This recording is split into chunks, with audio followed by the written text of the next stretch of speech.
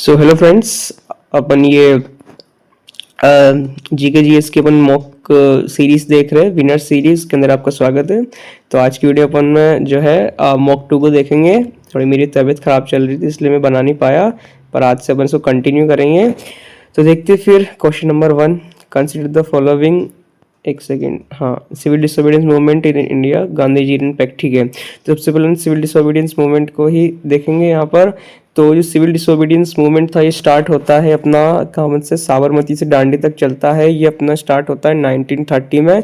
आप ध्यान रखेंगे 1930 में गांधी इसको प्रिसाइड करते हैं, जो कि क्या बोलते हैं, सॉल्ट ब्रेकिंग द लॉ। क्या नाम है, जो ब्रिटिश ने लॉ बना रखा था कि आप कोई मतलब कि नमक नहीं बना सकते हो, क्या नाम है, तो गांधी जी ने इसको क्या बोलते हैं, सबसे पहले नमक बनाया था साबरमती की जो वो कहाँ पे नदी थी वहाँ पर अपने आश्रम के पास, उसको लॉ को ब्रेक करा था। और उसके बाद फिर खैर उनको क्या बोलते हैं सज़ा भी हो गई थी। कांग्रेस के बहुत सारे मेन लीडर्स को मतलब जेल में डाल दिया गया था। पर तो फिर बात का मेन क्या नाम है स्टार्ट होता है 1930 में। गांधी जी क्या नाम इसको प्रिसाइड करते हैं और सिविल डिसोबीडियंस मूवमेंट 1930 में स्टार्ट होता है, 31 बंद कर देते, फिर वापस से लास्ट 1933 में स्टार्ट होता है सिविल डिसोबीडियंस मूवमेंट। और आप एक और चीज़ ध्यान रखेंगे इससे रिलेटेड कि साइमन कमीशन 1927 में बनता है और इसमें 7 मेंबर्स होते हैं। और जो 7 के 7 मेंबर थे उसमें एक भी इंडियन नहीं था। तो जब 1928 में इंडिया आता है तो इसका प्रोटेस्ट करते हैं सारे इंडियंस, और यूसुफ मेरली टर्म कॉइन करते हैं जिसमें साइमन गो बैक के नारे लगाए जाते हैं। और उसमें 1928 में जो जेम्स कोट लाठीचार्ज कर देता है सब पर, और उसमें लाला लाजपत राय जी की मौत हो जाती है। तो उसका बदला लेते हैं भगत सिंह जी, राजगुरु सुखदेव जी, और वो जेम्स स्कॉट को नहीं सॉन्डर्स को गलती से मार देते हैं। और फिर उनके ऊपर ट्रायल चढ़ता है लाहौर में। तो 1931 23 मार्च, जिस दिन को अपन शहीद दिवस ही मनाते हैं, उस दिन को फांसी हो जाती है 23 मार्च 1931 में। और एक और चीज़ ध्यान रखेंगे, जो गांधी इम्पैक्ट आया था 1931 में, वो भी आया था 1931 में। उसमें कुछ चीज़ें जो है गांधी जी की इरविन ने मांगी और इरविन ने गांधी जी की चीज़ें मांगी। गांधी जी ने जो उनके सामने क्या नाम है चीज़ें रखी थी वो ये थी कि एक तो जो है कंप्लीट इंडिपेंडेंस हमारा है, और उन्होंने जो है क्या नाम है इरविन की बातें कौन कौन सी मानी, दो कि इरविन ने बोला कि सिविल डिसोबीडियंस उनको टेम्परेरी कोड के लिए बंद रख दो, ठीक है, वो उन्होंने मान ली। और गांधी जी की लेकिन एक बात जो इरविन ने नहीं मानी वो ये थी कि उन्होंने जो है भगत सिंह और सुखदेव राजगुरु जी की फांसी की जो बात टालने का बोला था गांधी जी ने, वो इरविन ने नहीं मानी। उसके बाद आप ध्यान रखेंगे कि एक और चीज़ गांधी जी ने इरविन की मानी कि उस सेकंड राउंड टेबल कॉन्फ्रेंस जो हुई थी उसमें उन्होंने पार्ट लेने को मान गए थे। देखो 3 राउंड टेबल कॉन्फ्रेंस हुई थी, मैं लिख रहा हूँ एक सेकेंड, 1930, 31 और 32, जिसमें से सेकंड राउंड टेबल कॉन्फ्रेंस जो 31 में हुई थी उसके अंदर कांग्रेस ने पार्ट लिया था और उसको प्रिसाइड किया था सरदार पटेल जी ने। और इसको और यहाँ पर लाहौर के जो सेशन आया था उसमें क्या नाम है 1929 में, उसमें सबसे पहले उन्होंने कंप्लीट इंडिपेंडेंस की मांग रखी, जो उसको फिर वापस से 31 में उन्होंने प्रिसाइड किया कि हमें कंप्लीट इंडिपेंडेंस पूर्ण होना चाहिए। कराची के सेशन में, जो कराची का सेशन हुआ उसको सरदार पटेल जी ने प्रिसाइड किया था गांधी जी के नेतृत्व में। सेकेंड राउंड टेबल कॉन्फ्रेंस में पार्ट लिया कांग्रेस में। 3 राउंड टेबल कॉन्फ्रेंस थी 1930, 31, 32। और उसके बाद आप एक और चीज़ याद रखेंगे, हाँ, एक और चीज़ आप ध्यान रखेंगे कि 1931 है कराची के सेशन में, उसमें जो सेकेंड राउंड टेबल कॉन्फ्रेंस हुई थी उसमें उन्होंने गांधी जी ने कांग्रेस ने 2 चीज़ों को भी जो है एंडोर्स किया था। वो था अपना फंडामेंटल राइट्स और नेशनल इकोनॉमिक पॉलिसी। इस चीज़ को आप ध्यान रखेंगे। और एक सेकेंड, तो foreign clothes and liquor shops primary targets बिल्कुल सही है। जो फॉरेन क्लॉथ्स वगैरह थे वही अपने प्राइमरी टारगेट्स था उस टाइम पे। क्या नाम है, जो अपना CDM हुआ था civil disobedience movement, the movement was launch after the failure of Simon commission, बिल्कुल सही है। फेलियर ऑफ साइमन कमीशन के बाद इस मूवमेंट को एंडोर्स किया गया था। Launch after the failure of,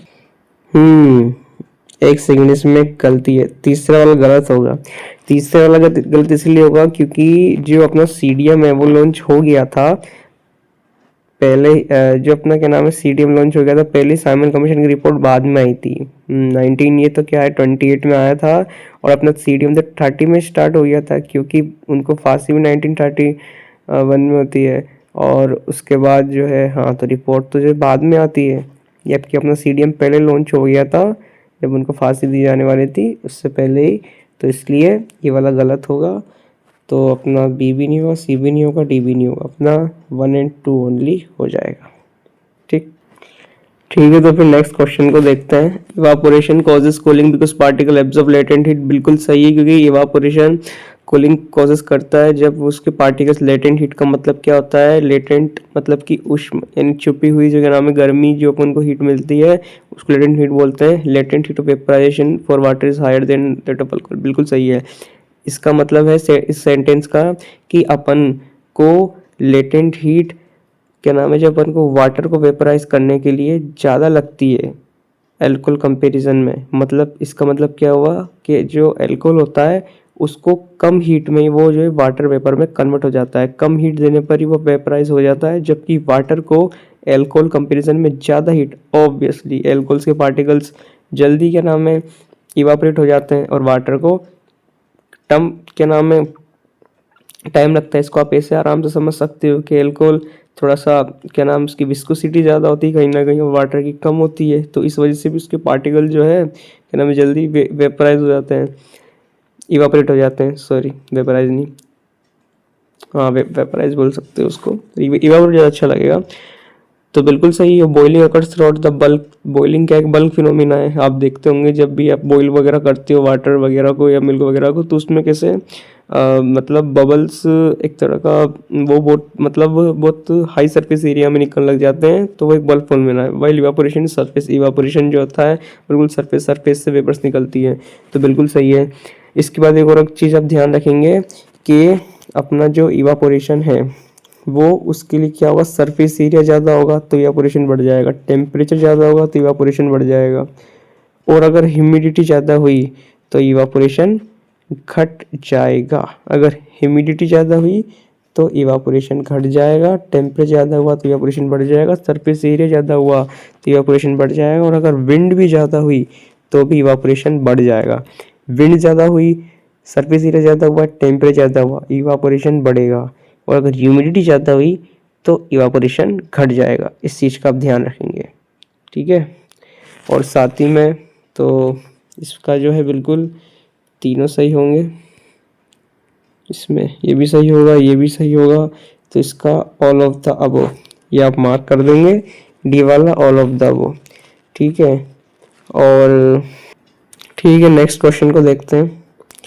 energy, okay, इसको अपन थोड़ा सा जो है एक सेकेंड डायग्राम, ठीक है। तो अपना एनर्जी बायोमास वाला है तो इसको अपन इससे समझेंगे। तो अपना ये वाला होता है, ये होते हैं ऑटोट्रॉप्स, और ये होता है अपना प्राइमरी कंज्यूमर, ये होते हैं अपने सेकेंडरी कंज्यूमर, ये होते हैं अपने टर्शियरी कंज्यूमर।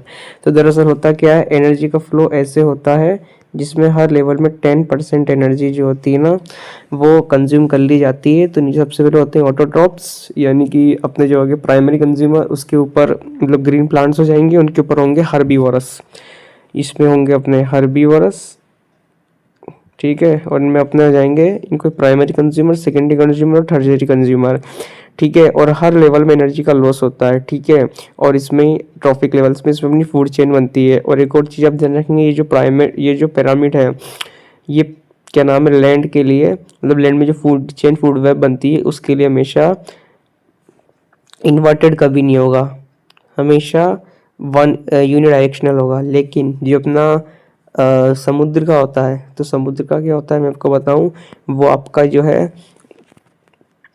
अपराइट भी बन जाएगा, यानी वो ऐसा उल्टा भी बन जाएगा ऐसा, ठीक है। वो पिरामिड वैसा उल्टा क्यों बन जाएगा, क्योंकि उधर जो होता है ना, क्योंकि उधर क्या होता है जैसे कि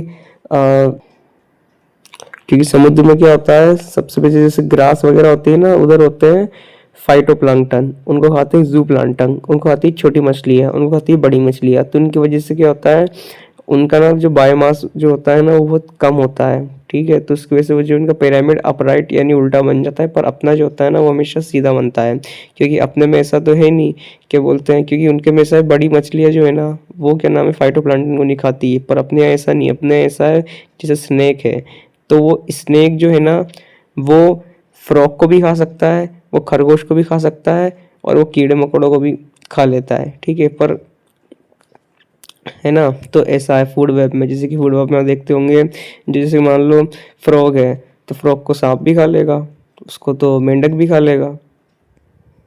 अभी सांप है फिर तो सांप को कोई और जानवर खा लेगा, या उसको ईगल भी खा लेगा, जरूरी थोड़ी ग्रास है, ग्रास को क्या बोलते हैं खरगोश भी खा लेगा, ग्रास को हिरन भी खा लेगा, तो इसे पूरा एक वेब तरह का बन रहा है जाल, तो उसको फूड वेब बोलते हैं, ठीक है। तो ये चीज़ आप ध्यान रखेंगे। तो इस पे अपन क्वेश्चन को देखते हैं। एनर्जी, एक सेकेंड, ठीक है, बिल्कुल सही। इकोसिस्टम बिकम सिग्निफिकेंट, सही। हाई ट्रॉपिक लेवल में जाते हैं तो उसमें एनर्जी का जो अमाउंट होता है कम होता जाता है, ओनली अबाउट 10% एनर्जी पास हो जाती है, बिल्कुल सही, ओनली 10% एनर्जी पास की जाती है। और ठीक है, तो अपन कंफ्यूज कहाँ होते हैं इसमें जनरली बताऊँ कि भाई दोनों सही है, तब इनका असर्शन रीजन में कि भाई इसका एक्सप्लेनेशन है कि नहीं है, तो इसके लिए तो मैं आपको सिंपल सी ट्रिक बताऊँ, तो आप वो ये देख लेना कि जो जहाँ पर आपका असर्शन खत्म हो रहा है ना वहाँ पर आप क्या चालू कर दो, तो आप जो है बिकॉज का या सिंस का इस्तेमाल कर लो, तो आपको पता चल जाएगा कि करेक्ट है कि नहीं। जैसे कि energy transfer ecosystem because in significant high trophic level because only about 10% energy pass through one level to another next, तो बिल्कुल सही है, आपको पता चल गया कि हाँ बिल्कुल इसका करेक्ट एक्सप्लेनेशन है, तो आपका ये हो जाएगा सही। Both A and R true and R is the correct explanation of A, ठीक। और आप इससे रिलेटेड एक और चीज याद रखेंगे कि जो टर्म इकोसिस्टम वो किसने दिया था, टांसले ने दिया था, और इकोलॉजी किसने दिया था 1866 में, अर्नस्ट हैकेल। और फादर ऑफ इंडियन इकोलॉजी किसको बताया जाता है, रामदेव मिश्रा, रामदेव बाबा से आप याद रख लेना, रामदेव मिश्रा। चलो देखते हैं next question, the Tamil society Sangam, ठीक है। तो थोड़ा तमिल सोसाइटी संगम के बारे में जानते हैं। जो तीसरा अपना जो संगम हुआ था वो कहाँ हुआ था, अपना कपाड़पुरम में, सॉरी तीसरा हुआ था मदुरई में। 3 संगम होते हैं, इसके बारे में देखेंगे कितने टोटल 3 संगम होते हैं, जिसमें से पहला और तीसरा होता है मदुरई में, पहला और तीसरा कहाँ होता है मदुरई में, और जो दूसरा वाला होता है वो होता है कपाड़पुरम, कपाड़पुरम, जिसमें एक तमिल टेक्स्ट लिखा जाता है तोलका पीएम, कौन सा, तोलका पीएम, तोलका पीएम, जिसमें अपन को जो है तमिल सोसाइटी के बारे में पता चलता है कि वहाँ पर कैसे क्या उसका लिटरेचर है ये सब, ठीक है। और एक और आप इससे टेक्स्ट ध्यान रखेंगे, सीलापतिकरम, क्या, सीलापति कलम, सीलापति कलम, जो कि अपन को माधवी और वेलंगम की स्टोरी बताता है, स्टोरी के बारे में बताता है, बस इस तरह से ध्यान रखेंगे कि सीलापति कलम भी टेक्स्ट लिखा गया था उसी टाइम पे तोलका पीएम के साथ, जिसको इलांगो एडिगल ने लिखा था, किसने लिखा था, इलांगो, इलांगो एडिगल, बस इतना सा ध्यान रख लेना आप, तो आपको याद है इलांगो, इलांगो, इलांगो एडिगल, इलांगो एडिगल ने कहा था सीलापति कलम को, ठीक है। और इसके रिगार्ड तो ये, और इस क्वेश्चन को देखते थे, संगम लिटरेचर डिटेल्ड रिकॉर्ड तमिल, बिल्कुल सही है। दैट इज कंपोज, नहीं गलत, गुप्ता किंग्स के नहीं, ये पांड्यास, ये पांड्यास के टाइम पे हुआ था, ये आप ध्यान रखेंगे पांड्यास। और पांड्यास के टाइम आप बताएंगे कैपिटल कौन सी बनाई थी, पांड्यास ने मदुरई, क्योंकि इनको बुलाते भी पांड्यास ऑफ मदुरई, मदुरई है तो इनकी कैपिटल हुई थी मदुरई, मदुरई को बनाई थी तो पांड्यास के टाइम पे हुआ था। तो बस बहुत आंसर आ गया, ये तो होगा नहीं। और कौन सा है अपना, A is true R is false, तो इसका बी वाला हो जाएगा कि A is true and R is false, ठीक है। तो ठीक है, तो नेक्स्ट क्वेश्चन को देखते हैं। तो घराना वाले से क्वेश्चन है, तो सबसे पहले आप बताएं किराना घराना कहाँ पड़ता है, ये यूपी में पड़ता है अपना, यूपी में। और किराना घरा से कौन अपने ताल्लुक रखते हैं, वो पंडित भीमसेन जोशी, एक सेकंड, पंडित भीमसेन जोशी अपने वो रखते हैं, गंगूबाई हंगल, गंगूबाई काटियावाड़ी वाली नहीं है, गंगूबाई हंगल और पंडित भीमसेन जोशी, ठीक है। तो अब देखो इसको ना रिमूव करने की, याद करने, इसको सॉल्व करने की मैं आपको एक ट्रिक बताऊं, तो आप जो नियरेस्ट ऑप्शन है ना उनको दे दो, A1 यहाँ भी है, B2 B3 है, तो तो अब A1 90% में चीज़ काम करेगी तो A का तो 1 ही होगा। तो आपने देख लिया जयपुर अतरौली का तो कॉम्प्लेक्स मेलोडिक स्ट्रक्चर हो गया। उसके बाद तो आप इसको काट सकते हो और इसको काट सकते हो। अब बी में देखना है तो किराना घराना एम्फेसिस एंड स्वर्ण ब्यूटी। तो जी बिल्कुल, इसको ट्रिक ये है याद करने की कि आप ये मान सकते हो कि किराना में क्या रहा किरण, तो किरण वो आपको रिलेट कर सकते हैं मूवी, शाहरुख खान सर की एक मूवी थी ना किरण, तो मतलब क्या नाम है, अच्छी ब्यूटी थी, तो आप प्यूरिटी कहीं ना कहीं बोल सकते हो कि भैया उनकी ट्रू लव था तो वो प्योर थी, तो इसलिए आप याद सकते हो कि प्योरिटी यानी कि उनके अंदर भरी हुई थी, तो किरण से आप प्योर को याद कर सकते हो। और तो आपका बी का 2 और बी का 2 है बी, तो बी का 2 तो यही है, तो आपका मिल गया आंसर, ए वाला होगा सही। ठीक है, तो आपके ना इससे सारे ऑप्शन एलिमिनेट हो जाएंगे कि आप देख लो नियरेस्ट कौन कौन से, जैसे ए का 1 है और बी का वैसे तो इसमें नहीं है पर होता है मेन, जैसे बी का यहाँ 2 भी लिखा रहता है, तो आप 2 को तो काट सकते हो और फिर थोड़ा आप लगा के थोड़ा ट्रिक वगैरह तो आप कर सकते हो। मेन पर आप ये चीज़ को ध्यान रखें। ग्वालियर, इसको मैं आपको ट्रिक बता देता हूँ कि देखो ग्वालियर जो है ना बहुत ओल्डेस्ट किला है, उसका किला भी आप देखें ना बहुत ओल्डेस्ट है। ख्याल गयाना, इसको आप जीके से याद कर लेना कि जीके बाय परमार सर। ठीक है, तो ग्वालियर का ख्याल में के और इधर से ग्वालियर में जी, और आप ये भी आ सकते हो घराना आ रहा है तो जी के इसमें भी है और जी इसमें भी आ रहा है तो जी के। और आगरा का तो नॉन फॉर बोल बांट एंड लायाकरी, इसको कैसे याद करें तो इसकी ट्रिक, हाँ कि आगरा, तो आगरा सुन के आपको क्या याद आएगा, कहीं ना कहीं आपको अकबर की याद आई जाएगी कि यार अकबर थे, उसके कोर्ट में नवरत्न थे, इसके अंदर तानसेन थे। यहाँ पर बोल बाट में कहेंगे बोलने की बात हो रही, मतलब बोलना गाना, तो बोलना गाना से आप याद कर लेना कि आगरा के कोर्ट में कौन थे, अपने कहीं ना कहीं अकबर था, अकबर आगरा से ही था, अकबर के कोर्ट में तानसेन, तानसेन अकबर के कोर्ट में आगरा में ही थे, तो बोल से आप उसको याद कर लेना। ठीक है, ठीक है, तो इसको आप देखेंगे तो ये वाला अपना क्वेश्चन है, इसके अंदर मैंने आपको जो है प्लेटिव के बारे में समझाया है, जिसके अंदर आप ये देखेंगे ये क्या है, ये अपना डेक्कन का पठार यानी कि डेक्कन प्लेटिव। ये ऊपर वाला जो दिख रहा है आपको, ऊपर वाला एक्सटेंशन है सेंट्रल हाईलैंड, सेंट्रल हाईलैंड बोलेंगे। ये कौन सी, ये क्या है, ये सतपुड़ा, सतपुड़ा रेंज है, और ये अपनी विंध्याचल है, और बीच में नर्मदा फ्लो हो रही है, और इधर ये अपनी कौन सी रिवर है, ये ताप्ती रिवर, ये अपनी कौन सी है, ताप्ती रिवर। ठीक है, ये अपनी ताप्ती रिवर है, और ये ऊपर अपना सतपुड़ा रेंज, और बीच और इधर है विंध्याचल, और बीच में नर्मदा रिवर फ्लो हो रही है, इधर नर्मदा रिवर। ठीक है, ये कौन सा है, ये मेवाड़ प्लेटिव है, ये वाला मारवाड़ है, ये वाला बुंदेलखंड, ये बघेलखंड, और ये है राजमहल की पहाड़ियाँ। मेवाड़ प्लेटिव, मारवाड़ प्लेटिव, बुंदेलखंड, बघेलखंड और राजमहल की पहाड़ियाँ। और डेक्कन प्लेटिव का ये जो है ना, ये किसकी ओर टिल्टेड है, ये अपना इधर थोड़ा सा वेस्ट की ओर जो है अपना टिल्टेड है डेक्कन प्लेटिव। ठीक है, इसको आप थोड़ा सा देख लेंगे कि डेक्कन प्लेटिव जो है ना अपना इधर अपना वेस्ट की ओर टिल्टेड, इसलिए सारी जो अपनी रिवर्स है ना वो सब ये बे ऑफ बंगाल इधर की तरफ फ्लो होती है, इधर की अपनी इसके टिल्टेड होने की वजह से सारी रिवर अपना वाटर इधर ड्रेन करती है। बस नर्मदा और ताप्ती जो मेन रिवर है वो अपनी जो है इधर अपना वेस्ट की ओर जो अपनी पानी को ड्रेन करती है। ठीक है, और अपना जो मेन पेनिनसुलर प्लेट्यू 2 पार्ट में डिवाइड होता है, सेंट्रल हाईलैंड और नीचे होता है डेक्कन प्लेट्यू। ठीक है, और मेन आप ध्यान रखेंगे जो नर्मदा रिवर है वो किन किन के बीच में फ्लो होती है, सतपुड़ा और विंध्याचल। ये अपनी ताप्ती रिवर हो गई, ये विंध्याचल हो गई, ये सतपुड़ा हो गई, और अपनी हो गई नर्मदा। ठीक है, तो अपन इसको देख लेते हैं फटाफट, क्वेश्चन कर लेते हैं। The Deccan plateau gentle slope toward the east, सही है। मेजर रिवर्स प्लेटू, ठीक है सही है, खा गए ना। मैंने कहा बिकॉज लगाओ यहाँ पर, अरे हटना, बिकॉज लगाने के बाद भी ये सही नहीं है। देखो ये बोल रहा है कि डेक्कन प्लेटू जेंटल स्लोप, क्योंकि मेजर रिवर नहीं, अगर ये उल्टा होता ना तो सही होता, उल्टा होता तो सही कैसे होता कि major rivers plateau flow eastward and drain to bay of Bengal because the Deccan plateau gentle slope toward the east. Deccan plateau का स्लोप ईस्ट की तरफ ज़्यादा है, इस वजह से ज़्यादातर रिवर अपना पानी बे ऑफ बंगाल में ड्रेन करती है, ऐसे होना था ये।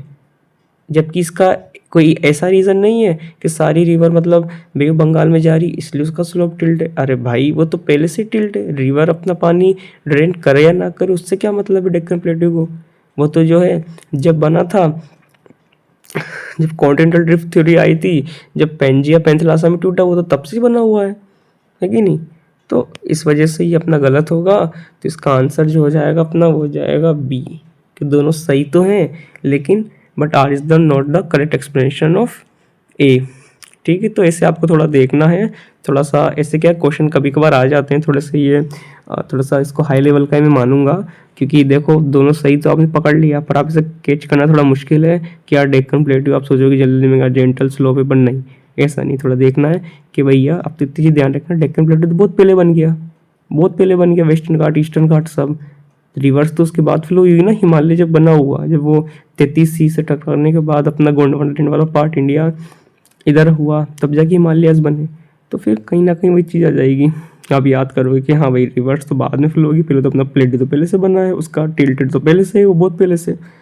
ठीक है, ठीक है, नेक्स्ट क्वेश्चन को देखते हैं। जयप्रकाश नारायण, तो जयप्रकाश नारायण से आप एक चीज़ रिकॉल कर लेंगे कि 1934, कब 1934 में कांग्रेस सोशलिस्ट पार्टी CSP बनती है, उसके फाउंडर है जयप्रकाश नारायण, और जो 5 ईयर प्लान जो सर्वोदय प्लान आता है ना, वो भी इनके से आता है, उनके फाउंडर जयप्रकाश नारायण। एक तो कांग्रेस सोशलिस्ट पार्टी CSP 1934 में बनती है, और सर्वोदय जो प्लान आता है उसके, ठीक है।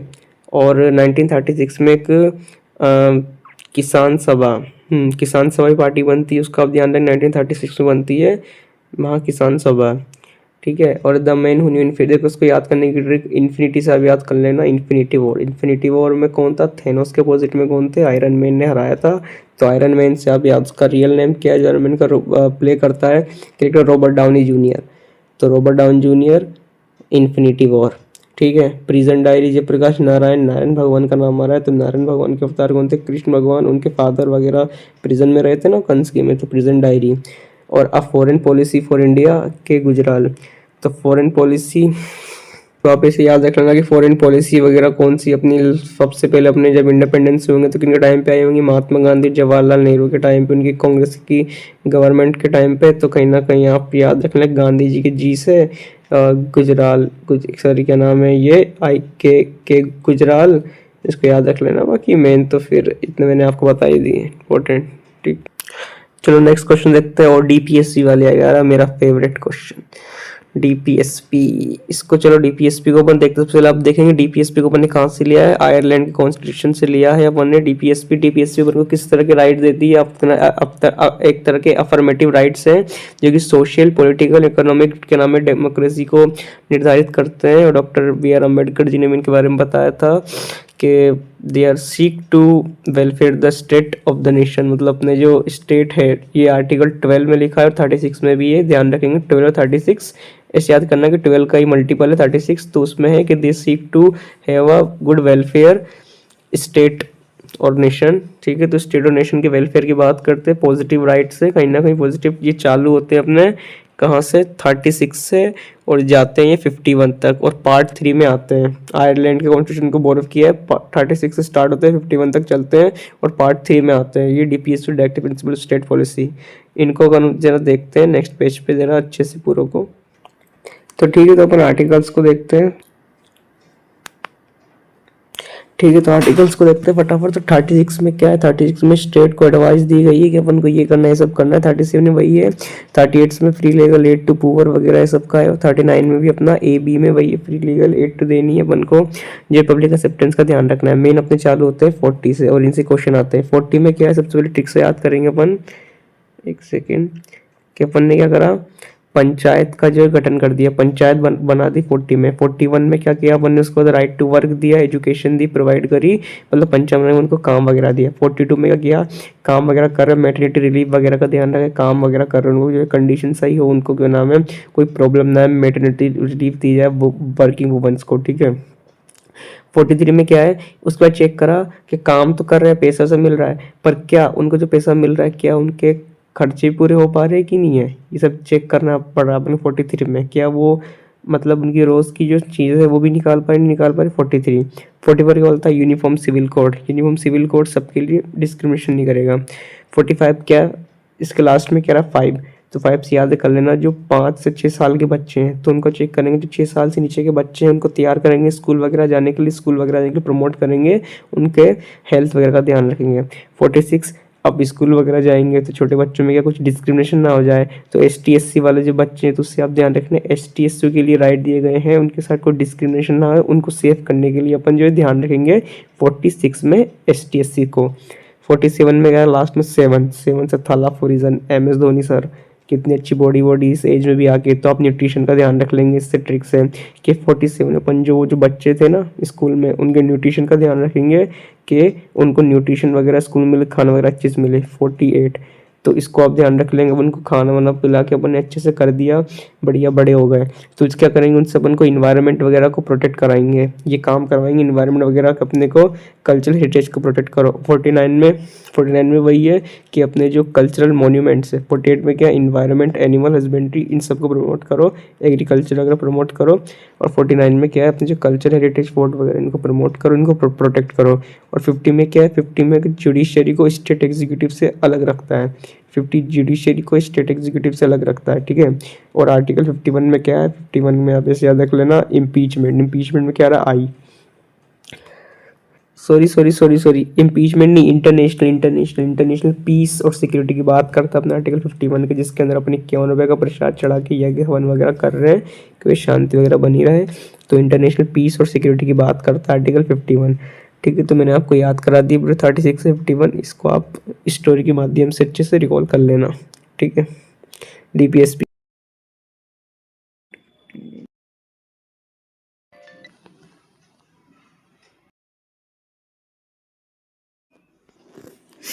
ठीक है, तो नेक्स्ट क्वेश्चन को देखते हैं। ये है अकबर का जो ये दिन इलाही, जो ये न्यू रिलीजन था, इसको लेकर है, जिसको आप ध्यान रखेंगे कि सबसे पहले कब आया था ये 1582 में ये लेके आया था अकबर इसको 1582 में। और इसको ज़्यादातर मुगल्स ने एक्सेप्ट नहीं किया था, सिर्फ बीरबल ओनली हिंदू था जिसने इसको एक्सेप्ट किया था।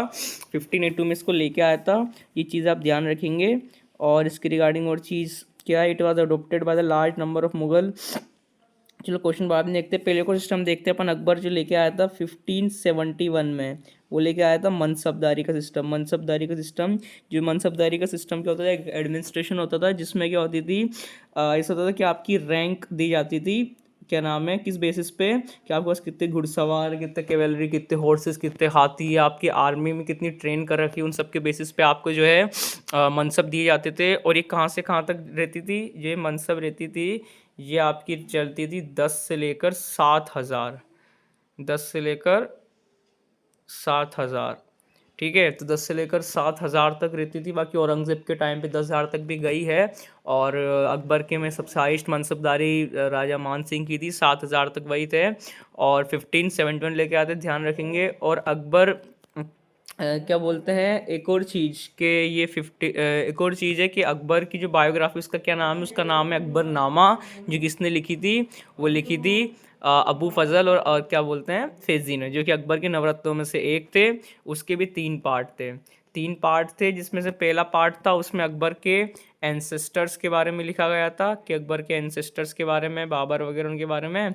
और जो अपना जो तीसरा पार्ट था, और अगर हम तीसरे पार्ट की बात करें तो सॉरी, जो पहले सेकंड पार्ट था, सेकंड पार्ट में अकबर के राइन के बारे में लिखा गया था, अकबर का जो राज्य वगैरह था, किसे कंट्रोल करता था वगैरह, उसके बारे में लिखा गया था। और जो थर्ड पार्ट था उसमें अकबर के एडमिनिस्ट्रेशन के बारे में लिखा गया था, उसके मार्केट कंट्रोल्स, रिफॉर्म्स वगैरह, ये सिस्टम्स, ठीक है। तो ये सब था। और बाकी एक और चीज़ आप ध्यान रख लेंगे, 1582 में मैंने बताया था ना आपको ईयर, जब अकबर का एक नया रिलीजन लेके आता है, दिन इलाही, उसी टाइम पे अकबर एक बैटल भी हारा था महाराणा प्रताप जी से, दिवेर का युद्ध। उसको क्या है, वैसे तो पूछते नहीं, पर वो याद होना चाहिए फिर भी।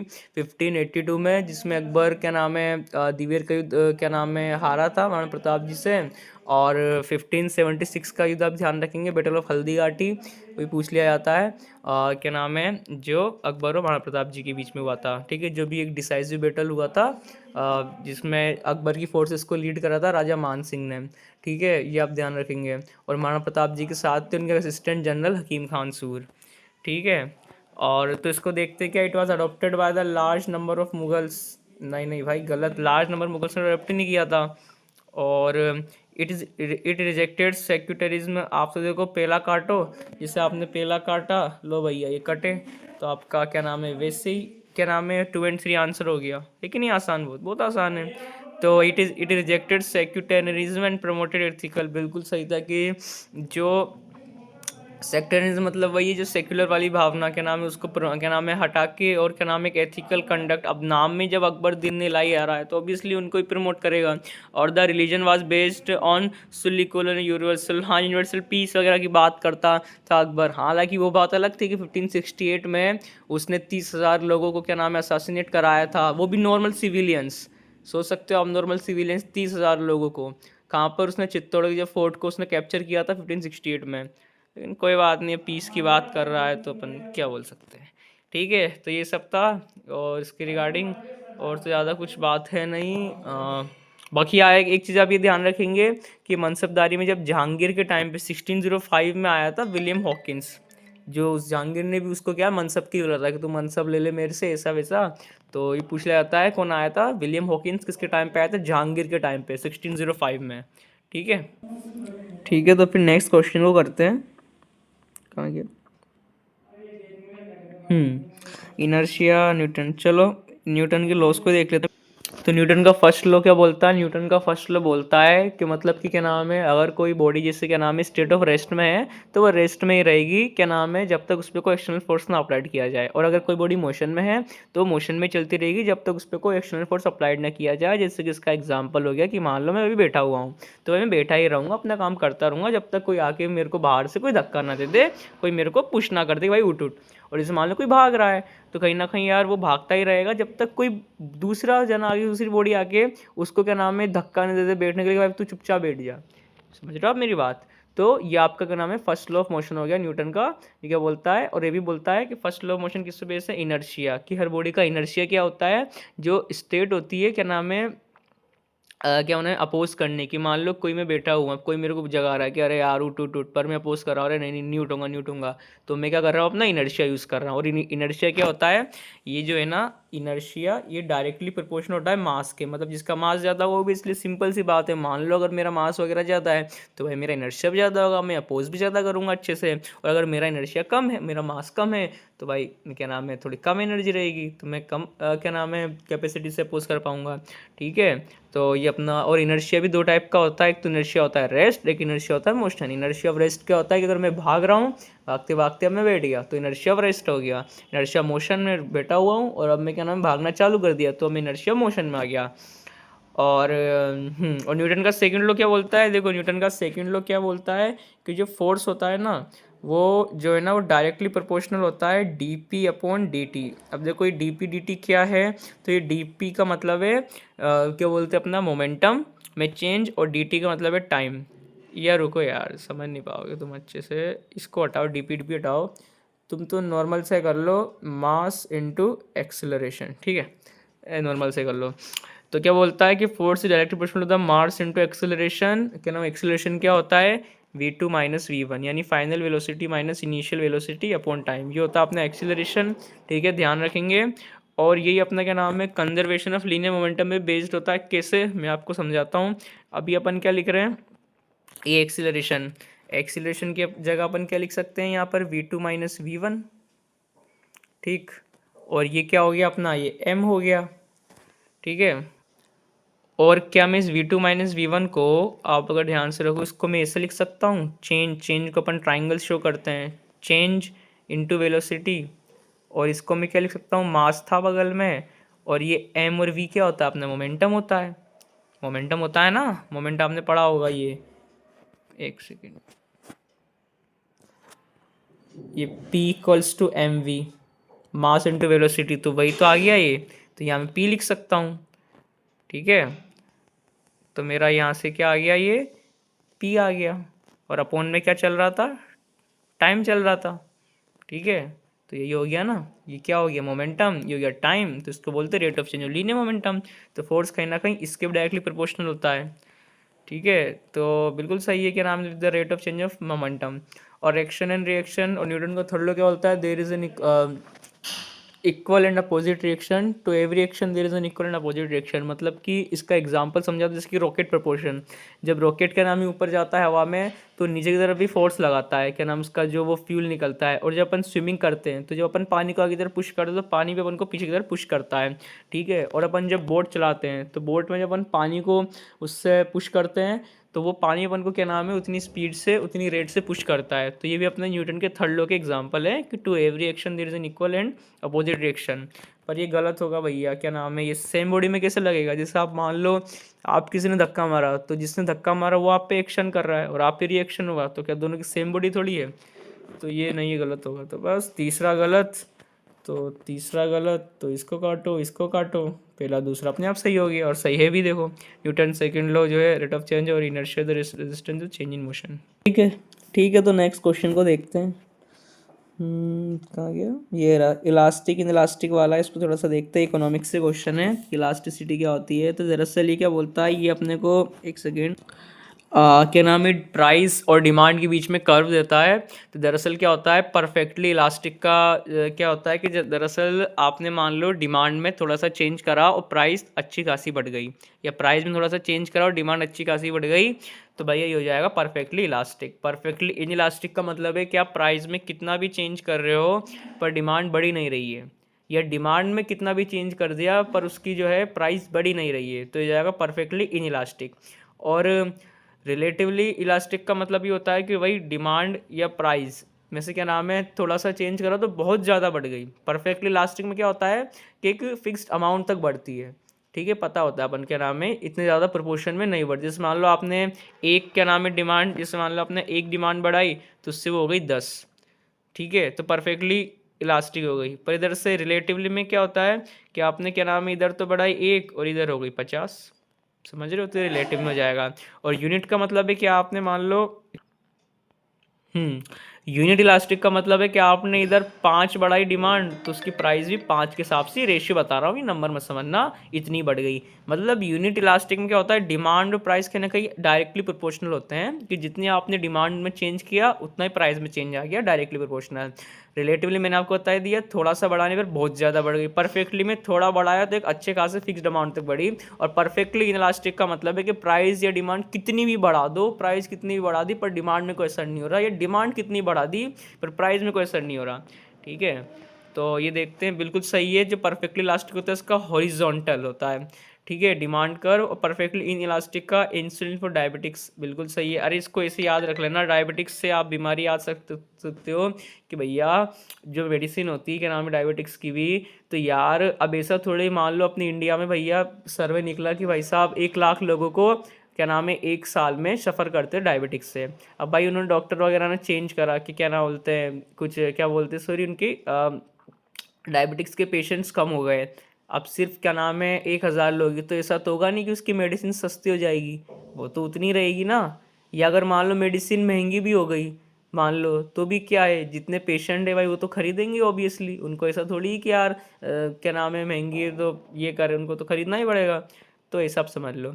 और रिलेटिवली इलास्टिक का मैंने बताया सब्सटीट्यूशनल गुड होती है। देखो सब्सटीट्यूशनल गुड क्या होती है मैं आपको बताऊं, जैसे कि एक सेकेंड, जैसे कि टी और कॉफ़ी होती है, ठीक है। तो टी और कॉफ़ी में क्या होता है कि अगर मान लो टी की प्राइस बढ़ेगी तो कहीं ना कहीं क्या बोलते हैं टी की अगर प्राइस बढ़ी तो कॉफ़ी की डिमांड बढ़ जाएगी ऑब्वियसली। अगर जैसे मान लो टी चाय महंगी हो गई तो लोग फिर चाय से शिफ्ट होंगे कॉफ़ी पर, ठीक है। और अगर कॉफ़ी की डिमांड बढ़ गई और क्या नाम है मान लो अगर कॉफ़ी की क्या नाम प्राइस बढ़ गई तो कहीं ना कहीं टी की डिमांड बढ़ जाएगी, क्योंकि फिर लोग बाग कॉफ़ी से टी पर शिफ्ट होंगे। तो ये तो क्या बोलते हैं सब्सटीट्यूशनल शिफ्ट इन क्या नाम है वो होता है अपना इलास्टिक, ठीक है। और एक होता है कॉम्प्लीमेंट्री गुड्स, कॉम्प्लीमेंट्री क्या नाम गुड्स ऑफ इलास्टिसिटी, ये क्या होते हैं कि जैसे मान लो शुगर है और क्या नाम है चाय है, तो दोनों कॉम्प्लीमेंट्री है, क्योंकि अगर मान लो चाय सस्ती हुई तो फिर क्या ना कहीं शुगर की डिमांड बढ़ जाएगी। क्यों? क्योंकि लोग बाग क्या नाम है क्या नाम है चाय सस्ती हो जाएगी तो शुगर ज़्यादा कंज्यूम करेंगे, ठीक है। तो अगर चाय की डिमांड बढ़ेगी तो शुगर की भी क्या नाम है डिमांड बढ़ जाएगी। तो ये दोनों कॉम्प्लीमेंट्री होते हैं, एक साथ साथ चलते हैं, ठीक है। ठीक है, तो फिर नेक्स्ट क्वेश्चन को देखते हैं फटाफट। ओके, स्टेनोस्फीयर लिथोस्फीयर वाला है। चलो तो एक काम करते हैं, इसको अपन कंप्लीट ही देख लें, ठीक है। तो आप यहाँ पर देखेंगे कि सबसे पहले तो जो ये ऊपर वाली है ये क्रस्ट है, ये बीच वाली कोर है और ये नीचे वाली मेंटल है, ठीक है। और उसके बाद आपकी क्रस्ट में जो ये वाली लेयर है, ये दिख रही है आपको, ग्रीन ग्रीन ग्रीन ग्रीन, ये क्या नाम है, एक, हाँ सॉरी, ये क्रस्ट है, ये मेंटल है और ये कोर है, थोड़ा मुझसे उधर हो गया था।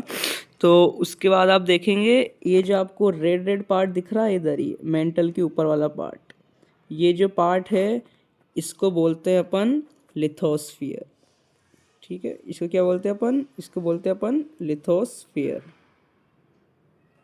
इसको अपन लिथोस्फियर बोलते हैं। और उसके बाद आपको ये मेंटल के ऊपर नीचे नीचे नीचे वाला पार्ट दिख रहा है थोड़ा सा इसकी लेयर में, ब्लू ब्लू वाला, ये ब्लू ब्लू वाला जो है इसको अपन क्या बोलते हैं, इसको बोलते हैं अपन, इसको बोलते हैं अपन एस्थीनोस्फियर, ठीक है। आप ये चीज़ ध्यान रखेंगे कि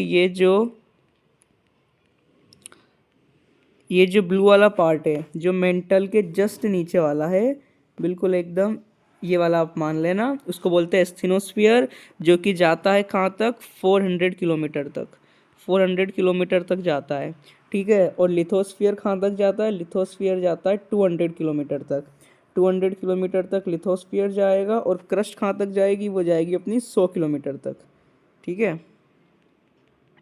क्रस्ट जाएगी 100 किलोमीटर तक, लिथोस्फियर जाएगा 200 किलोमीटर तक और एस्थिनोस्फियर जाएगा 400 किलोमीटर तक, ठीक है। और उसके बाद अपनी जो ये मेंटल आती है, इसको भी दो पार्ट में ब्रेक करते हैं, एक तो होती है अपनी क्या नाम है अपर मेंटल और एक होती है अपनी लोअर मेंटल, ठीक है। उसके बाद जो कोर है इसको भी दो पार्ट में डिवाइड करते हैं, एक तो होती है अपनी आउटर कोर और एक होती है अपनी इनर कोर, ठीक है। Outer core, inner core, mental, upper mantle और लोअर मेंटल, ठीक है। और जो मेंटल है ये कहाँ तक जाती है, एक सेकेंड दूसरा पेन, मेंटल अपनी जाती है 2900 किलोमीटर तक, 2900 किलोमीटर तक जाती है अपनी मेंटल। और अगर कोर की बात करेंगे तो कोर अपनी कहाँ तक जाएगी, वो जाएगी अपनी पूरी रेडियस तक, ठीक है, वहाँ तक, अर्थ की रेडियस तक। इसके बाद अपन देखेंगे जो क्रस्ट है वो भी दो पार्ट में डिवाइड होती है, बहुत क्वेश्चन आते हैं इसको थोड़ा अच्छे से समझना। एक तो होती है अपनी, एक क्रस्ट को बोलते हैं अपन ओशियनिक क्रस्ट, ओशियनिक, और एक होती है अपनी कॉन्टिनेंटल, ठीक है। तो जो ओशियनिक क्रस्ट होती है ये अपनी कैसी होती है, ये अपनी होती है डेंसर होती है, ये अपनी डेंसर होती है, पर ये जो है ना, अरे ये डेंसर होती है पर ये लाइटर होती है, ठीक है। डेंसर होती है क्योंकि क्या नाम है ओशियनिक है, ऑब्वियसली तो पानी की वजह से क्या नाम है डेंसर और लाइटर होती है। और जो कॉन्टिनेंटल क्रस्ट होती है वो अपनी जो होती है कैसी होती है, ये अपनी लाइट, ये थिनर होती है, और थिनर होती है और थिक होती है। जो ओशियनिक क्रस्ट होती है वो अपनी डेंसर होती है और लाइटर होती है, और कॉन्टिनेंटल जो क्रस्ट होती है वो अपनी थिनर होती है और थिक होती है, पतली और थोड़ी सी क्या नाम नीचे की साइड मोटी होती है, ठीक है। तो इस चीज़ का ध्यान रखेंगे। और एक और आप देखेंगे कि अपनी जो क्रस्ट कोर मेंटल में डिसकंटिन्यूस होती है उनको कैसे याद रखते हैं, कोई मुझे रेड गुलाब ला दो। तो यहाँ पर कोई मुझे रेड गुलाब ला दो, ये जो बीच की आपको जो ये ग्रीन वाली होती है यहाँ पर होता है कोई से क्या नाम है CO, और ये ब्लू वाली क्या नाम है होती है यहाँ पे होता है मुझे, कोई मुझे M, और ये जो ग्रीन वाली होती है इस पे होता है कोई मुझे रेड R, और ये जो ब्लू वाली इसमें G, और ये जो ग्रीन वाली है इसमें आता है लादो L। आप बस इनके नाम स्टार्टिंग से याद रख लो MRG CO, तो फिर बाकी आप इससे बना लोगे, ऑप्शन में आ जाता है। तो इसको कैसे याद रखेंगे, तो इसको ऐसे याद रखेंगे कि जो कोई मुझे वाली जो सबसे पहले जो CO वाला है, कोई मुझे रेड गुलाब ला दो में, इसके किसके बीच में, ये क्रस्ट और ये अपनी कौन सी मेंटल के बीच में है। और जो M वाली है ये अपनी कहाँ पे, ये अपना मेंटल के स्टार्टिंग में है, तो M से मेंटल और M से ये M है। और जो ये R वाला ये मेंटल और कोर के बीच में है, और जो G वाला ये कोर के स्टार्टिंग में है, और जो L है लास्ट है वो कोर के नीचे है। तो आप तो बस ऐसे याद रख लेना, बस इनको डिवाइड कर देना, क्रस्ट को बीच में से डिवाइड कर दिया, मेंटल को और कोर को, उसके बाद कोई मुझे रेड गुलाब ला दो स्ट्रिक से, ठीक। तो चलो फिर क्वेश्चन को देखते हैं। The asthenosphere lies below the lithosphere allows tectonic plate, तो बिल्कुल सही है, एस्थेनोस्फीयर क्या नाम है अपने को लाई करता है। The core is responsible for the earth magnetic field, बिल्कुल सही। द और क्या नाम है इसके बाद क्या, the can travel through solar अच्छा, तो एस वेव तो इनको भी देख लेते हैं। तो दरअसल क्या होता है, अपने दो टाइप की वेव होती है। एक होती है एस वेव और एक होती है पी वेव। ठीक है, जो एस वेव होती है ये सिर्फ सॉलिड में ट्रेवल करती है, और अपनी जो पी वेव होती है ना, वो सॉलिड, लिक्विड और गैस तीनों में ट्रेवल करती है। ठीक है, सिर्फ सॉलिड में ट्रेवल करेगी S wave, P wave solid, liquid, gas में तीनों में ट्रेवल करेगी। और जो पी वेव होती है वो अपनी लॉन्गिट्यूडनल होती है, और अपनी जो एस वेव होती है वो अपनी ट्रांसवर्सल होती है। ठीक है, पी वेव अपनी लॉन्गिट्यूडनल होगी, एस वेव ट्रांसवर्स होगी। एस वेव सिर्फ सॉलिड में ट्रेवल करेगी और P wave solid liquid gas में। और ये दोनों किसके टाइप होती है, ये अपनी होती है, ये अपनी बॉडी वेव्स होती हैं, और एक सरफेस वेव्स भी होती है। सरफेस वेव सबसे ज़्यादा डिस्ट्रक्टिव वेव्स होती है। ठीक है, जो अर्थक्वेक वगैरह आता है वो उसके रिलेटेड ही होता है। अर्थक्वेक के रिगार्डिंग भी आप देखेंगे कि अर्थक्वेक वेव्स की फॉर्म में आता है सबसे पहले, और जिस सेंटर से वो निकलता है उसको हाइपोसेंटर या फोकस सेंटर बोलते हैं। उसके बाद जिस सेंटर में जाके वो सबसे ज़्यादा डिस्ट्रक्शन करता है उसको एपी सेंटर बोलते हैं अर्थक्वेक। ठीक है, अर्थक्वेक बाउंड्री बनाता है जो अपनी होती है कन्वर्जेंट बाउंड्री, डाइवर्जेंट बाउंड्री और ट्रांसवर्सल। कन्वर्जेंट बाउंड्री में क्या होता है, ऐसे ये पास, एक सेकंड रुकना, ये पास पास आ गई, तो ये पास पास आई, क्या नाम है, कन्वर्ज होकर नीचे धस गई, तो कन्वर्जेंट प्लेट बाउंड्री हो जाएगी। ठीक है, और उसके बाद क्या नाम है, डाइवर्जेंट कैसे होगा, ये दूर दूर चली गई, तो दूर दूर जाने के बाद इधर से क्या नाम है ऊपर आ जाएगा, तो इधर से बाउंड्री बन जाएगी। और उसके बाद जो ट्रांसवर्स क्या होती है, तो ट्रांसवर्स वेव में कैसे होती है कि इधर से सरक रही, क्या नाम है, इधर जा रही है, इधर जा रही है, मतलब स्लाइड कर रही। ठीक है, और अर्थ क्यों आता है, कन्वर्जेंट प्लेट बाउंड्री की वजह से। ठीक है, और उसके बाद, ठीक है, मैंने आपको बता ही दिया इसके रिगार्डिंग। और सिस्मोग्राफ में अर्थक्वेक को मेजर करते हैं, सिस्मोग्राफ, सिस्मोग्राम नहीं, सिस्मोग्राफ, जिसमें अर्थक्वेक की जो वेव्स होती है ना उनको क्या नाम है, अपन क्या नाम स्टडी करते हैं, वो होता है। ठीक है, तो इसमें the S wave can travel through solid, बिल्कुल सही है, तो इसमें सारे सही होंगे, तो अपना इसका हो जाएगा ऑल ऑफ द अबव। और क्योंकि the S contain solid liquid the core is magnetic field, सही है, जो आपका अर्थ का जो मैग्नेटिक फील्ड है वो कोर की वजह से मिलता है। और एस्थेनोस्फीयर मैंने आपको बताया था लिथोस्फीयर के नीचे लाई करता है, जो कि 400 किलोमीटर तक जाता है, लिथोस्फीयर 200 किलोमीटर तक जाता है। और अपनी अर्थ की जो क्रस्ट है वो 100 किलोमीटर तक जाती है, और जो अपनी मेंटल है वो 2900 किलोमीटर तक जाती है, और जो कोर है वो अर्थ के रेडियस तक जाती है। ठीक है, ये सब चीज़ आप ध्यान रखेंगे। और एक और जो मैंने डिसकंटिन्यूस बताई थी, तो डिसकंटिन्यूस को भी आप याद रखेंगे, कोई मुझे रेड गुलाब ला दो, इससे आप याद कर लेना ट्रिक से, जिसके अंदर मैंने बताया था क्रस्ट को दो पार्ट में ब्रेक कर दिया। ठीक है, मेंटल को दो पार्ट में ब्रेक कर दिया, और कोर को दो पार्ट में ब्रेक कर दिया, और उनकी लेयर से आप सिक्वेंशियली लिखते जाओ, कोई मुझे CO, मुझे M, रेड से R, गुलाब से G, लादो से LA। ठीक, ठीक है, इसके बाद नेक्स्ट क्वेश्चन को देखते हैं। The Bharat Ratna is awarded for the exceptional service only.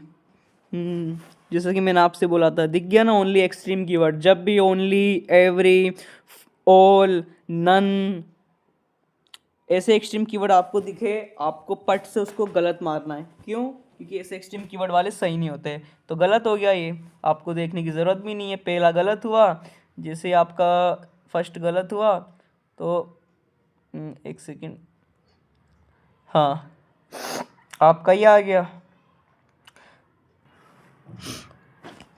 A is false, R is true, क्योंकि अपना जो Bharat Ratna awarded for the only नहीं है, और it is highest civilian award, बिल्कुल सही है। सबसे पहले ऊपर होता है भारत रत्न, उसके बाद पद्म विभूषण, फिर पद्म भूषण एंड देन पद्मश्री। ठीक है, आप सीक्वेंस में याद रखना। और भारत रत्न स्टार्ट कब से हुआ था, 1954 से अपना भारत रत्न स्टार्ट होता है, जिसमें सबसे पहले प्राइम मिनिस्टर कौन को मिला था भारत रत्न, होते पंडित जवाहरलाल नेहरू। 3 लोगों को सबसे पहले भारत रत्न एक साथ दिया गया था, CV रमन, चक्रवर्ती राजा गोपालाचारी और सर्वपल्ली राधाकृष्ण 1956 में, इन तीनों को एक साथ दिया गया था। और उसके बाद फर्स्ट इंडियन की अगर बात कर ले, जिनको क्या नाम है, पोस्टमोथोसली, मतलब कि मरणोपरांत भारत रत्न मिला है, तो वो थे अपने प्राइम मिनिस्टर पंडित लाल बहादुर शास्त्री जी, 1966 में उनको मिला था। पहली फीमेल की अगर बात करें तो वो थी इंदिरा गांधी, जिनको 1971 में मिला था। अगर पूछे कि नॉन इंडियन जिनको भारत रत्न मिला है, वो उनमें से पहले थे 1987 में खान अब्दुल गफ्फार खान, और 1991 में मिला है नेल्सन मंडेला जी को। ठीक है, तो ये चीज़ आप ध्यान रखेंगे। अब तक 48 लोगों को मिला है, जिसमें से 5 फीमेल रही है और 43 मेल्स रहे हैं। तो ये मैंने आपको बता दिया।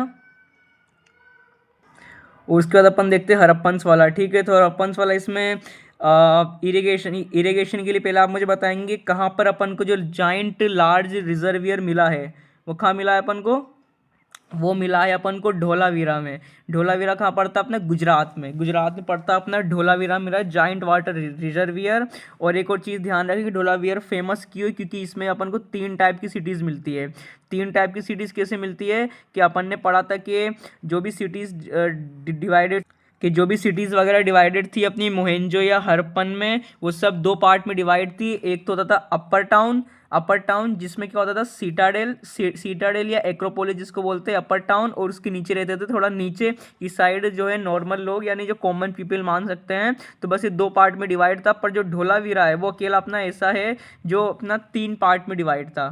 3 पार्ट में डिवाइड था जिसके अंदर फर्स्ट में तो रहते थे वही क्या नाम है हायर लोग, और 3 में रहते थे बिल्कुल एकदम नॉर्मल क्या नाम पीजेंट्री लोग, पुअर लोग। और जब अपना सेकंड वाला था तो सेकंड में अपने कौन लोग रहते थे? मिडिल वाले, जो अपने मिडिल क्लास लोग रहते थे। ठीक है, इसलिए अपना ढोलावीरा फेमस है कि इसमें 3 टाइप की सिटीज़ मिलती है, first second third, higher middle and poor.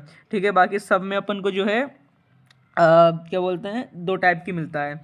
तो इसमें अपन क्या बोलते हैं Harappan weights use binary decimal, बिल्कुल सही है, क्या नाम है इनका यूज़ करते थे। सील्स ऑफन डिपिक्टेड स्क्रिप्ट, मैंने आपको बताया था एनिमल वगैरह में कौन सा? बेटर डियर, मैंने आपको बेटर डियर ट्रिक बताई थी, या फिर बियर टीडी याद रखने के लिए एनिमल्स को। नो एविडेंस फाउंड, ये देखो नो कोई भी नहीं मिला है। अरे गलत भाई, मिला है।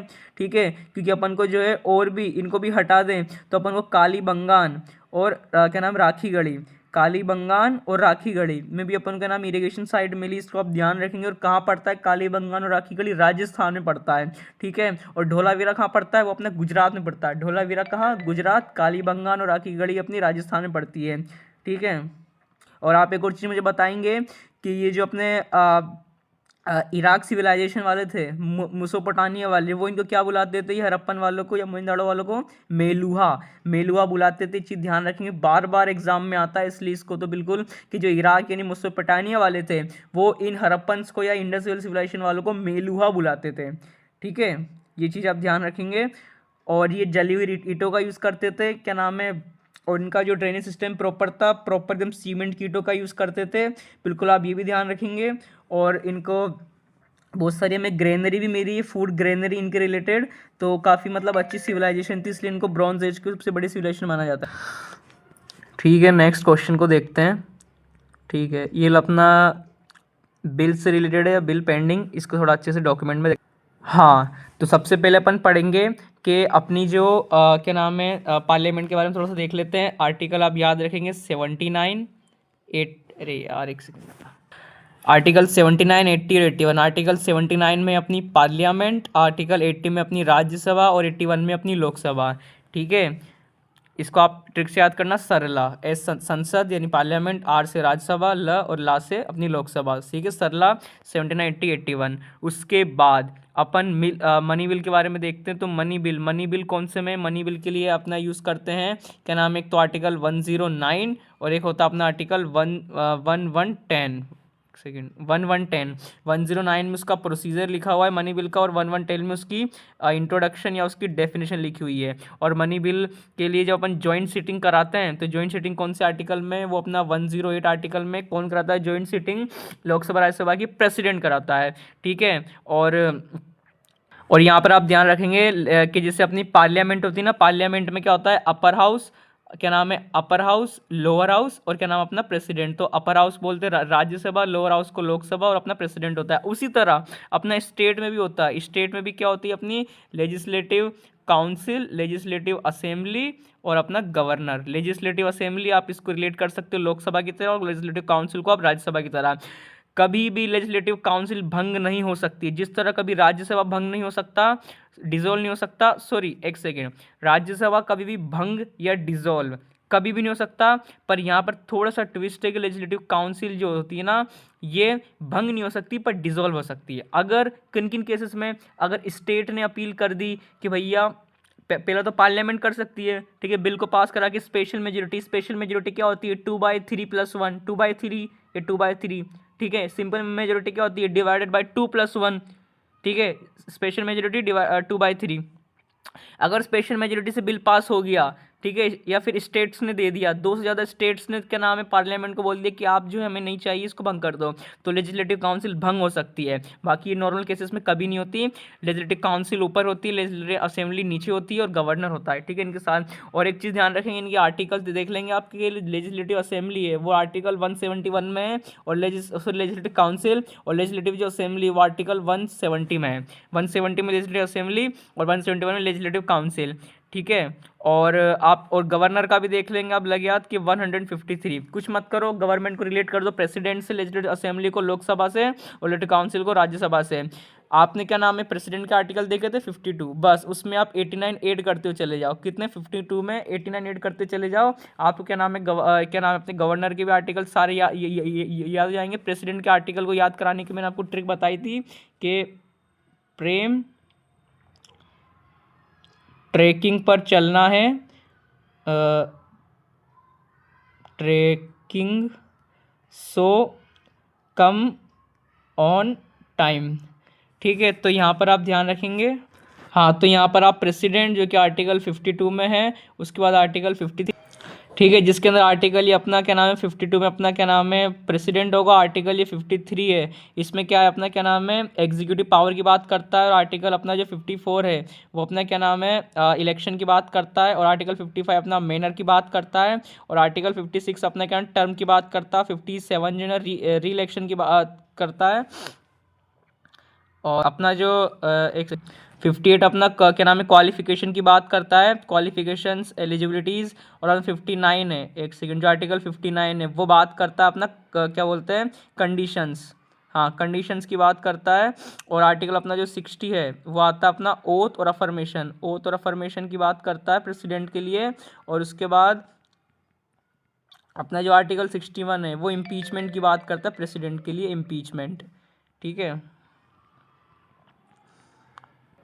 और आर्टिकल 57 मैंने आपको बताया था री इलेक्शन के लिए बात करता है, और 58 मैंने आपको बताया अपना जो क्या नाम है क्वालिफिकेशन है, और आर्टिकल 59 कंडीशंस, और 60 अपना ओथ अफर्मेशन, 61 इम्पीचमेंट, ठीक है।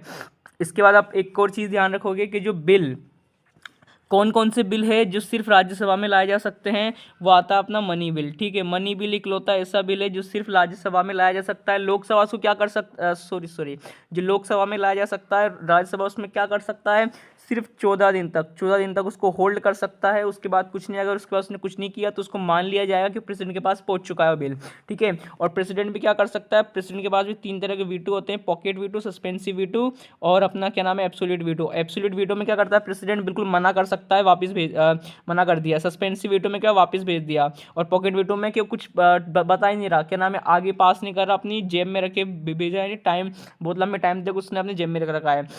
प्रेसिडेंट के पास यहाँ पर सस्पेंसिव वीटो खत्म हो जाता है जब मनी बिल ला जाता है, वो एब्सोल्यूट वीटो का यूज़ कर सकता है, और अपना क्या बोलते हैं पॉकेट वीटो का यूज़ कर सकता है। और ऐसा ही सेम अपना होता है लेजिस्लेटिव, एक सेकेंड,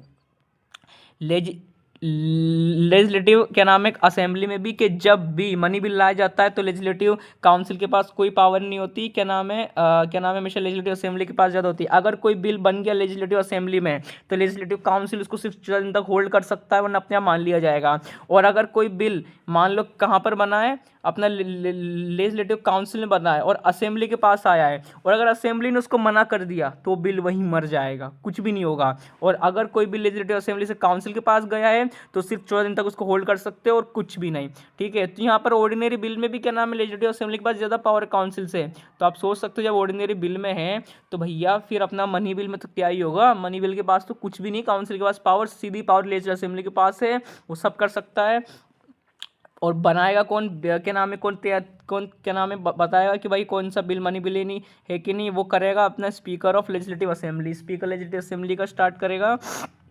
और क्या बोलते हैं अपना जो क्या नाम है यहाँ पर गवर्नर मैंने बता दिया क्या नाम है वीटो का। तो और एक और चीज़ यहाँ पर तो कोई जॉइंट सीटिंग का प्रावधान भी नहीं है। जॉइंट सीटिंग अपन ने कहाँ से ली है, कौन क्या नाम आर्टिकल 108 में ऑस्ट्रेलिया से ली अपन ने जॉइंट सिटी। और यहाँ पर तो क्या नाम है कोई जॉइंट सीटिंग का प्रावधान भी नहीं है। अपना स्टेट के केस में जब सेंटर की बात करते हो तो वहाँ पर जॉइंट सीटिंग करवा सकता है, पर यहाँ तो कोई जॉइंट सीटिंग नहीं हो सकती, ठीक है। और लेजिस्लेटिव काउंसिल अपनी हर स्टेट में नहीं है, सिर्फ कुछ ही स्टेट में है, जैसे कि अपनी क्या बोलते हैं तेलंगाना, आप याद रखें, एक तो अपनी तेलंगाना में है, एक अपनी महाराष्ट्र में, एक अपनी बिहार में है, एक अपनी यूपी में है, और एक अपनी क्या नाम है कर्नाटका में है। और बस इनमें ही अपनी क्या नाम है लेजिस्लेटिव काउंसिल है, कर्नाटका, तमिलनाडु, महाराष्ट्र, बिहार, यूपी। सॉरी तमिलनाडु नहीं है, तेलंगाना है, तेलंगाना है, कर्नाटका है, महाराष्ट्र, बिहार, यूपी। हाँ, और इसमें एक और नाम आप देखेंगे आंध्र प्रदेश। आंध्र प्रदेश में भी अपनी जो है लेजिस्लेटिव काउंसिल है। ठीक है, तो इस क्वेश्चन को देखते हैं। और अ बिल पेंडिंग स्टेटस डिसोल्यूशन क्या नाम है lapses, a bill pending in a state assembly lapses on dissolution houses, बिल्कुल सही है। लैप्स कर जाएगा मनी बिल, जैसे क्या नाम है अपना क्या नाम है स्टेटस डिसोल्यूशन हाउसेस। और money bills can be introduced on the recommendation of governor, ये बिल्कुल सही है। और क्या नाम है the legislative council has powers equal to the legislative assembly, अरे भाई है ही नहीं, गलत, तीसरा गलत, तीसरा जैसे गलत वैसे अपना जो है तीसरा काटो, 1 और 2 अपने आप सही हो गया।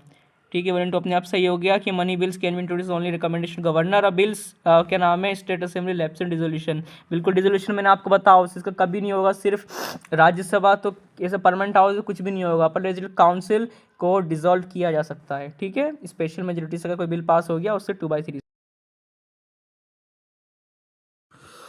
चलो तो फिर नेक्स्ट क्वेश्चन को देखते हैं, कहाँ गया।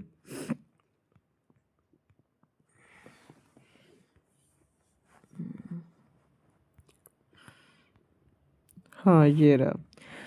तो वॉरेन हेस्टिंग के टाइम पे बिल्कुल रोहिला वॉर आया था। ये रोहिला वॉर कौन सी ईयर में हुआ था? ये हुआ था अपना 1774, 1774 में हुआ था रोहिला वॉर। और जो किसने लीड करा था? जो शुजाउद्दौला था, जो कि अवध का नवाब था, उसने लीड करा था। अवध का नवाब था शुजाउद्दौला। और एक और चीज़ आप ध्यान रख लेंगे इससे कि अपना जो 1757 में जो प्लासी का युद्ध था वो किसके बीच में हुआ था? रॉबर्ट क्लाइव की फोर्सेस, ईस्ट इंडिया फोर्सेस ने लीड करा था रॉबर्ट क्लाइव वर्सेस अपना कौन था? सिराजुद्दौला। जो कहाँ का नवाब था? बंगाल का सिराजुद्दौला। और सिराजुद्दौला की फोर्सेस को किसने लीड करा था? मीर जाफ़र। जो कि मीर जाफ़र ब्रिटिशर्स की साइड में हो गया था फिर बाद में।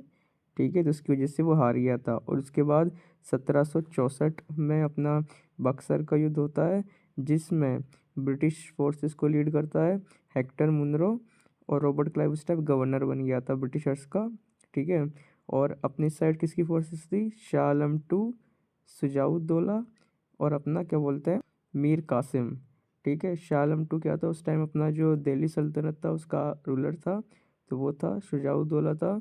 और मीर कासिम था। उनको हरा दिया था 1764 में बक्सर के बैटल में। किसने? हेक्टर मुनरो ने। ठीक है, तो ये भी याद रख लेना काफ़ी। और पानीपत का बैटल आपको पता ही 1761 में, जो कि अपने इधर से थे बालाजी बाजीराव के बेटे विश्वास राव और रघुनाथ राव। और उधर कौन सा था? मोहम्मद शाह अब्दाली, जो कि दुरानी एम्पायर का किंग था। ठीक, तो ये बिल्कुल सही है।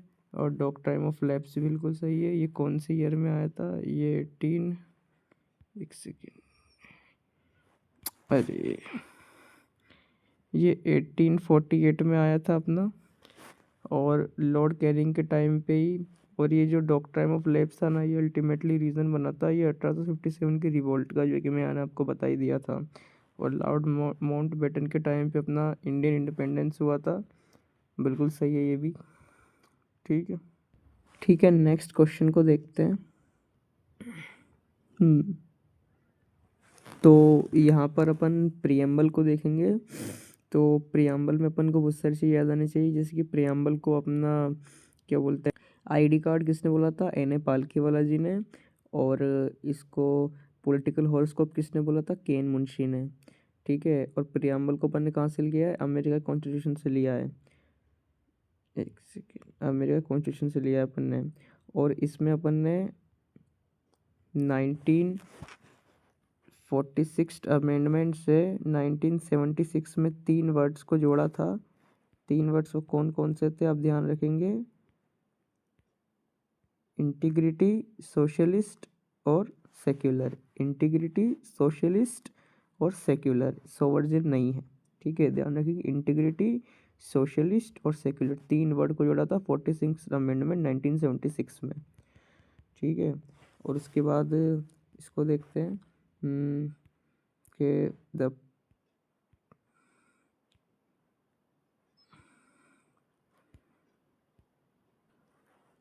The preamble is a part of constitution can be amended, बिल्कुल सही है। ठीक है। इट वाज इंसर्टेड, नहीं गलत। देखो ये पहले से अपना कॉन्स्टिट्यूशन का पार्ट था, बस इसमें मैंने क्या कहा 42nd अमेंडमेंट से 3 वर्ड को जोड़ा गया, बाकी क्या नाम है पहले से अपने कॉन्स्टिट्यूशन का एक पार्ट था। तो अपना ये वाला गलत हो जाएगा, तो ये वाला गलत हो जाएगा, तो अपना ये हो जाएगा। एक सेकेंड।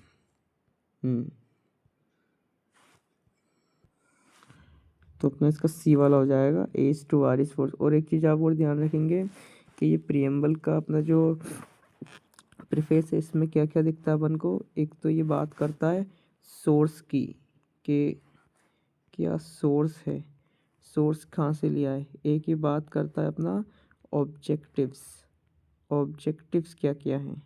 तो ऑब्जेक्टिव्स में अपने आ जाएगा कि जैसे कि अपना आ जाएगा integrity, socialist, secular, democratic and sovereign. Integrity, socialist, secular, democratic and sovereignty, ये सब इसके ऑब्जेक्ट्स में आ जाएंगे, ऑब्जेक्टिव्स में आ जाएंगे। और उसके बाद आता है मेन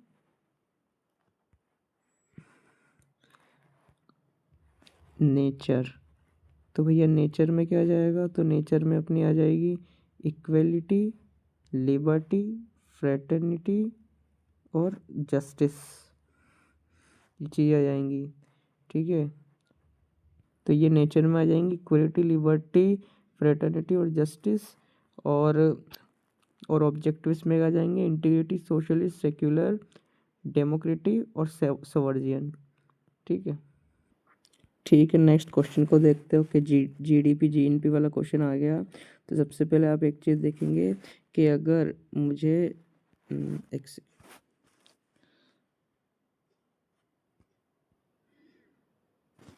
हाँ, अगर मुझे जीएनपी चाहिए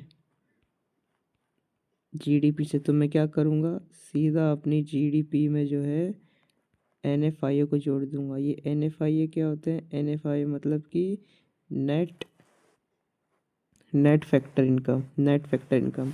अब ये नेट फैक्टर इनकम क्या होती है। हाँ, तो मैं क्या बता रहा था आपको, अगर मुझे जीडीपी चाहिए, जीएनपी निकालनी है मेरे को, तो मैं क्या करूँगा, जीडीपी में जोड़ दूंगा अपना क्या बोलते हैं नेट फैक्टर इनकम। अब ये नेट फैक्टर इनकम क्या होती है, indirect taxes minus subsidy, indirect taxes minus subsidy, ये होते हैं अपने नेट फैक्टर इनकम। तो अगर मुझे जीएनपी चाहिए, पहले मैं आपको जीएनपी जीडीपी बताता हूँ तो क्या है। तो देखो ये मान लो क्या नाम है, तो आप ऐसा समझ सकते हो कि जीडीपी क्या है, जीडीपी मतलब है ग्रॉस डोमेस्टिक प्रोडक्ट, यानी कि अपना जो इंडिया में जितने भी इंडियंस नॉन इंडियंस रह रहे हैं वो सब मिलकर कंट्री की इकोनॉमी में जितना कंट्रीब्यूट कर रहे हैं वो सब अपना जीडीपी हो जाएगी। और फिर ये जीएनपी क्या, और ये जीएनपी क्या होगी, तो फिर तो जीएनपी का मतलब हो जाएगा कि इनको नेशनल से मतलब है, मतलब कि अपने इंडियंस जो अपने इंडिया और बाहर में रहकर कितना कंट्रीब्यूट करे इकोनॉमी में, तो वो अपना जीएनपी हो जाएगी। जीडीपी जो अपना कंट्री में रहकर जितने भी सिटीजन, चाहे इंडियन हो चाहे नॉन इंडियन हो, जितने भी क्या नाम है कंट्रीब्यूट कर रहे हैं वो जीएनपी हो जाएगी। ठीक है। एक इसमें आता है जीडीपी फैक्टर, जीडीपी डिफ्लेक्टर। तो जीडीपी डिफ्लेक्टर क्या होता है, उसको कैसे निकालते हैं, तो उसको निकालते हैं अपन nominal GDP upon real GDP, nominal GDP upon real GDP into 100 करके उसको जीडीपी डिफ्लेक्टर को निकालते हैं। अब ये नॉमिनल जीडीपी क्या होती है, ये जीडीपी होती है जो कि अपन क्या बोलते हैं करंट सिचुएशन में, करंट प्राइजेस में लेते हैं, करंट सिचुएशन में करंट प्राइजेस पे लेते हैं। और रियल जीडीपी क्या होती है, तो रियल जीडीपी जो होती है अपन क्या नाम है कांस्टेंट ईयर पे, बेस ईयर पे लेते हैं। जैसे बेस ईयर 2022-23 चल रहा है तो कांस्टेंट ईयर बेस ईयर लेते हैं, और नॉमिनल जो है ना रियल अपन करंट के नाम है सिचुएशन पे लेते हैं। ठीक है।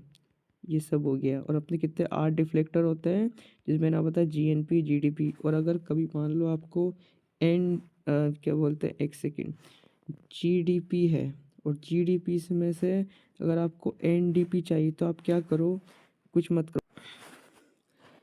आप जीडीपी में से अगर आप डेप्रिसिएशन घटा दोगे तो आपके पास आ जाएगी एनडीपी।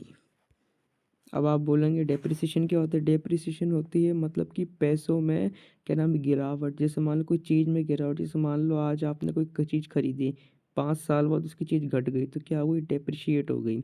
तो अगर आप जीडीपी में से डेप्रिसिएशन घटा दोगे तो आपके पास क्या जाएगी, एनडीपी, ठीक है, यानी कि नेशनल डोमेस्टिक प्रोडक्ट। ये चीज़ आपको ध्यान रहेगी, ठीक है। जब भी ग्रोथ का आपको नेट करना है तो डेप्रिसिएशन घटा देना, ठीक है। एक और चीज़ होती है फैक्टर कॉस्ट और एक होती है market price.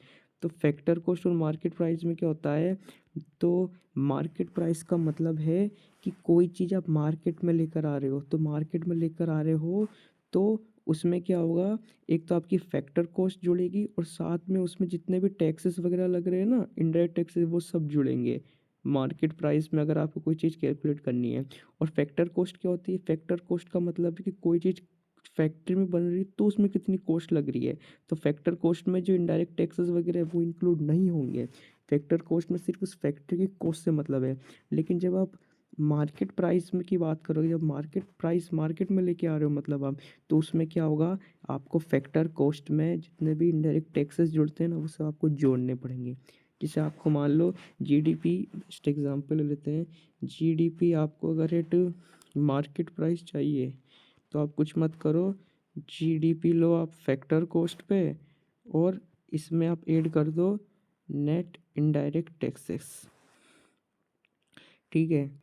GDP factor cost लो, नेट इनडायरेक्ट टैक्सेस लो और एक काम करो, इसमें से आप माइनस कर दो ये अपने सब्सिडी वगैरह जो है, या तो ऐसे याद रख लो कि सब्सिडी माइनस करनी पड़ेगी ना, नहीं नहीं सॉरी एक सेकेंड, सब्सिडी नहीं, ये नेट, हाँ सॉरी, नेट इनडायरेक्ट टैक्सेस आ गया ना। तो नेट इनडायरेक्ट टैक्सेस का मतलब ही क्या होता है कि अपने इनडायरेक्ट टैक्सेस माइनस सब्सिडी, ठीक है। तो आपको अगर जीडीपी एट मार्केट प्राइस निकालनी है तो आप जीडीपी एट फैक्टर कॉस्ट लो, ये पी है, और उसमें से माइनस कर दो नेट इनडायरेक्ट टैक्सेस। और ये मैं आपको बताऊं, ये नेट इनडायरेक्ट टैक्सेस किसके बराबर होते हैं, तो ये बराबर होते हैं अपने इनडायरेक्ट टैक्सेस माइनस सब्सिडी के, ठीक है।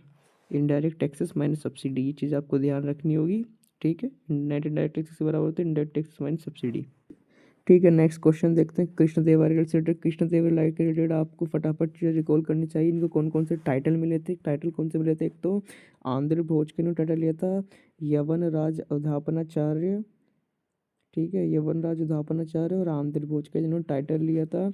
और कृष्णदेवराय का जो विजयनगर एम्पायर था कौन कौन से में आता था, कर्नाटक, तमिलनाडु साइड आता था, ठीक है। अपनी जो कृष्णा रिवर थी, मैं आपको बताऊं, जो कृष्णा रिवर के जो बैंक्स थे, तुंगभद्रा, उधर से नीचे से अपना चालू होता था जो विजयनगर एम्पायर, कृष्णा रिवर के जो बैंक्स थे उसके नीचे चालू होता अपना, क्या नाम है, विजयनगर एम्पायर। और ये जो बैटल ऑफ तालीकोटा ये किस किस के बीच में लड़ा गया था, तो ये था अपना, इधर की नॉर्थ में फोर्सेस थी बीजापुर, अहमदनगर और गोलकोंडा, जिन्होंने एक साथ मिलकर हराया था तुलुप डायनेस्टी के रूलर थे अलिया राम राय, अलिया राम राय जो तुलुप डायनेस्टी के लास्ट रूलर थे उनको हराया था। और 1565 में होता है बैटल, 1565 में होता है बैटल। बीजापुर, अहमदनगर, गोलकोंडा ने मिलकर तुलुप डायनेस्टी के रूलर को हरा दिया था, अलिया राम राय को, और उसके बाद विजयनगर एम्पायर कंप्लीट खत्म हो गया था। और इस टाइम पे अपना दिल्ली में कौन सा सुल्तान रूल कर रहा था, मोहम्मद बिन तुगलक, मोहम्मद बिन तुगलक, ठीक है। ये चीज़ आप ध्यान रखेंगे।